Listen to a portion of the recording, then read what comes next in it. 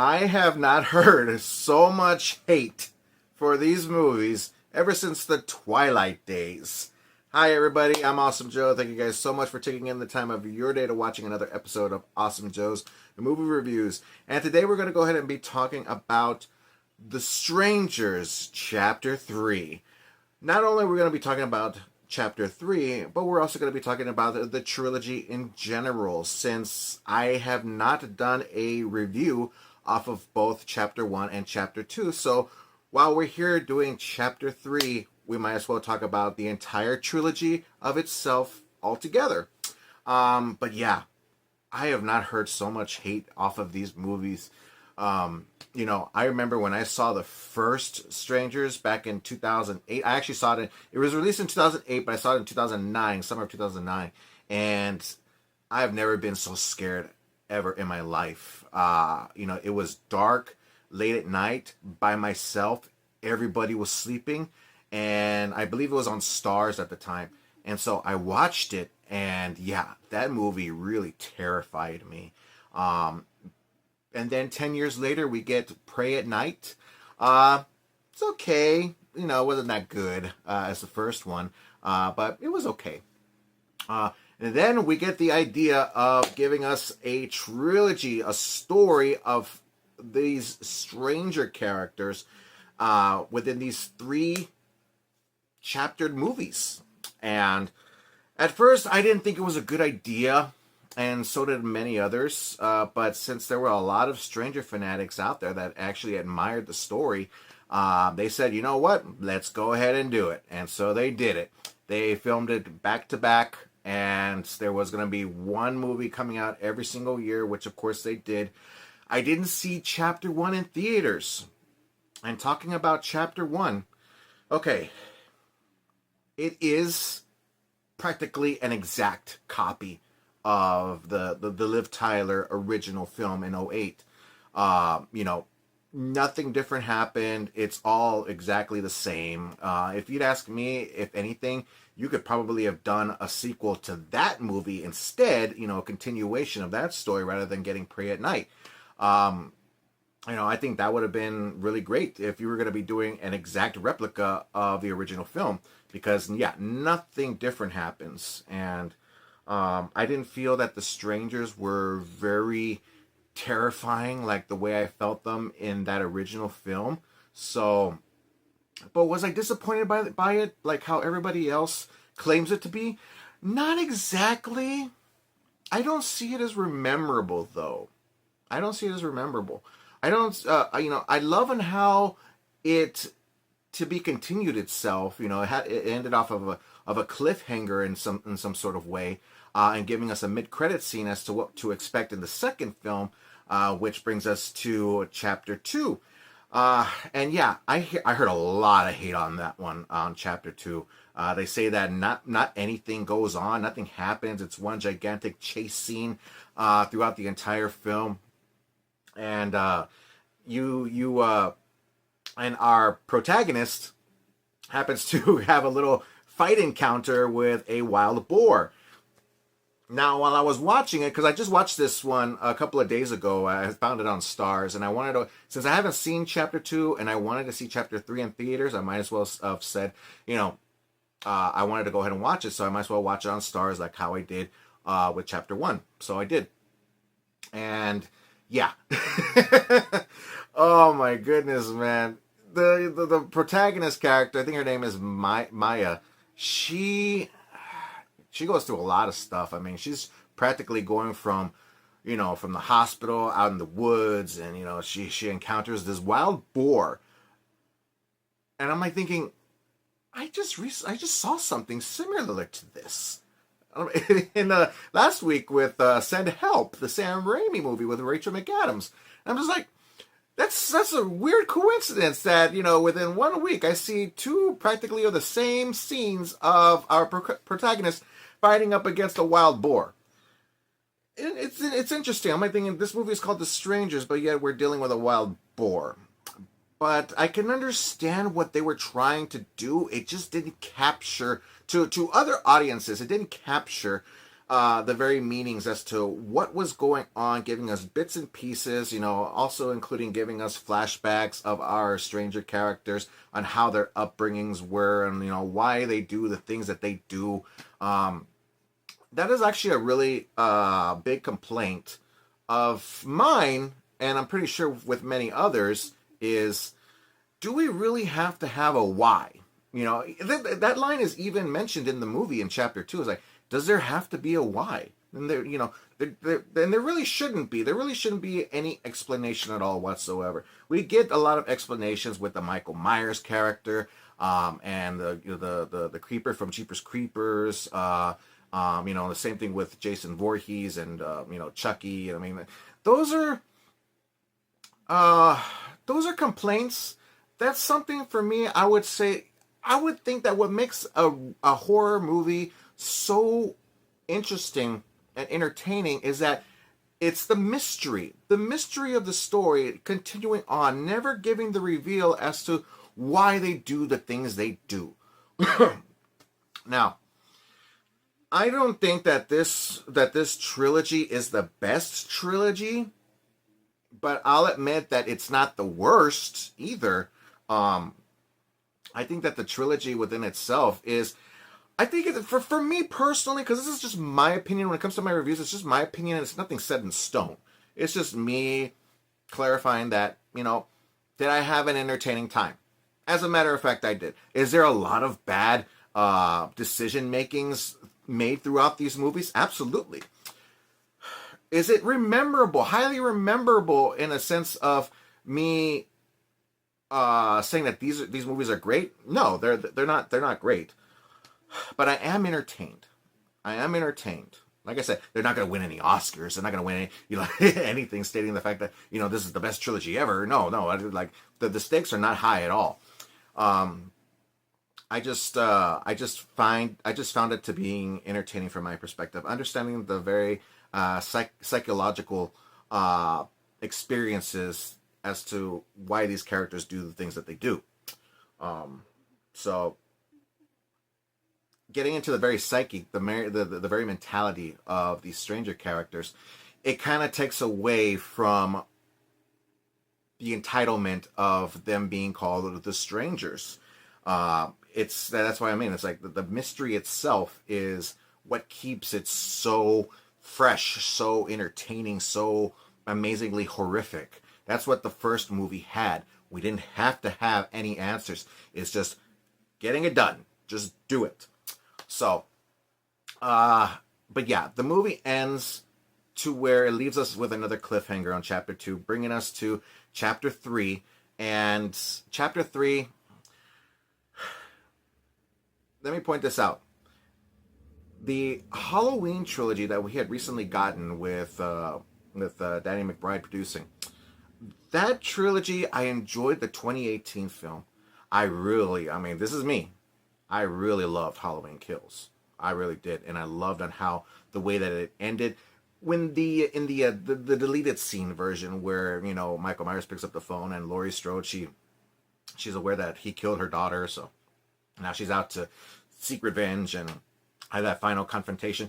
You can see that they were trying to do something with the third movie, having it all within the same night, and but of course COVID hit, and so all their plans had really went flushed down the drain. And I was really hoping for what Halloween Ends would have given us, giving us that final conclusion. But then what we got is something that's a whole other story for another time. I already did a review off of that one. But yeah, I wasn't happy with that final chapter. I wasn't happy with how the trilogy had ended, other than, the final confrontation at the ending of the film. It was okay. Short, but okay. So that's how I felt about chapter 3. It did, for me, I found it as a final conclusion. It was feeding us, it was marketing on how our protagonist is given the torch passed over to her, being a new addition to their stranger clan, I guess. That's one of the things I was really hoping for that they would not do if they were to be revealing why these characters do the things that they do, is please do not make them a satanic, satanic clan, Satan worshippers or something like that. Now, please, for the love of goodness in all the world, don't do that. Because there is a specific scene where they are in church, and one of our characters are actually speaking to our protagonist, letting her know, why did God allow for Cain to kill his brother Abel? And is it because he just wanted to watch? Having to hearing that line, it's like, oh my goodness, man, it's a head scratcher, but you can understand and follow along as to the perspective of these stranger characters. I could see the complaints as to why these things happen the way they happen. Our protagonist Maya, she hijacks a police car. This is one of the things I had a complaint about too. Is she hijacks a police car, and I know that this has probably happened already several times. She hijacks a police car, and she's digging through paperwork from the sheriff's on the passenger seat, and I'm like watching her. I'm like, look at the road, look at the road, look at the road. You have not had your eyes on the road for the longest time. And I'm like, yeah, we know something's gonna happen. And boom, there's a truck coming in and swerving and just of course off the road and bashes into a tree. And I laughed. there was another fellow, a friend of mine, actually another movie critic. He was sitting in the same room as me, in the same theater, and I'm pretty sure he heard me laugh. Because I found it funny, because I'm just like, okay, yeah, this is dumb. That decision right there is what I'm talking about. It's dumb.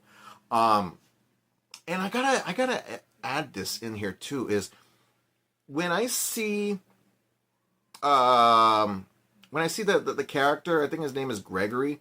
I saw him in the second movie in chapter 2, and I thought to myself, is this guy related to Robert Pattinson? Because he has he's the same eye structure. You just look at the facial structure on him, and it's like he looks like he could be related to Robert Pattinson. So I looked up his name, I googled it, and unfortunately, no, he's not related to Robert Pattinson. But it's just the similarities are uncanny. I mean, it's just amazing how if he were to play a relative to Robert Pattinson in a future film, I would honestly believe that. They just have a lot of similarities. But yeah, no, he was not Robert Pattinson's relative or anything at all. But yeah, just seeing him there. And then, of course, the sheriff. Very creepy dude. I know that he was in Halloween 2, the Rob Zombie movie, at the beginning of the film, like one of the ambulance drivers. He's a really creepy guy, man. You see him in this movie, even in the trailers, the marketing of it, and you're just like, something's up with this dude. He has something to do with the strangers. And of course, yeah, they do reveal it with some certain flashbacks, and how everything ties in together. But yeah, I know that a lot of people complain about these movies, and I mean, so much hate. I mean, I got just unbelievable. The way that the movie ends, I don't want to give out any spoilers, but the way it was ending, I was Rise of Skywalker all over again.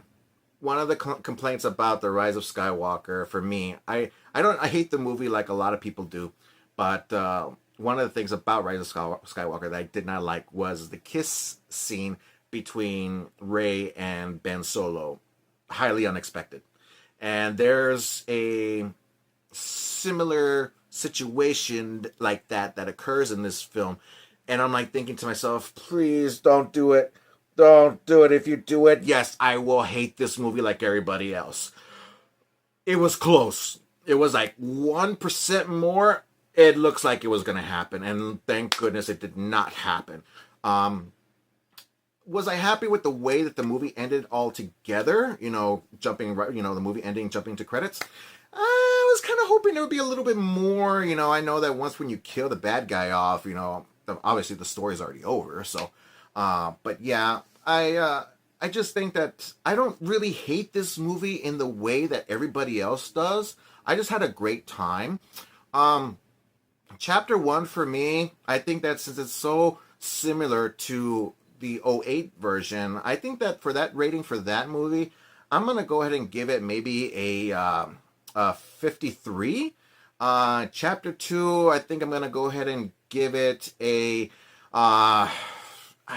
it's like I don't I like it in the same area, but I'm gonna go ahead and say maybe a 51. And then chapter 3, I think it's the best out of the three from my perspective, my opinion about it. So I think I'm gonna go ahead and give that maybe a uh, a rating of a 60. It's The Strangers, chapter 3. For me, you're gonna hear a lot of bad reviews off of this film. They probably won't even encourage you to go and watch this or waste any of your money for it. But for me, I give Strangers to Chapter 3 a 60%. Would I go and watch it again?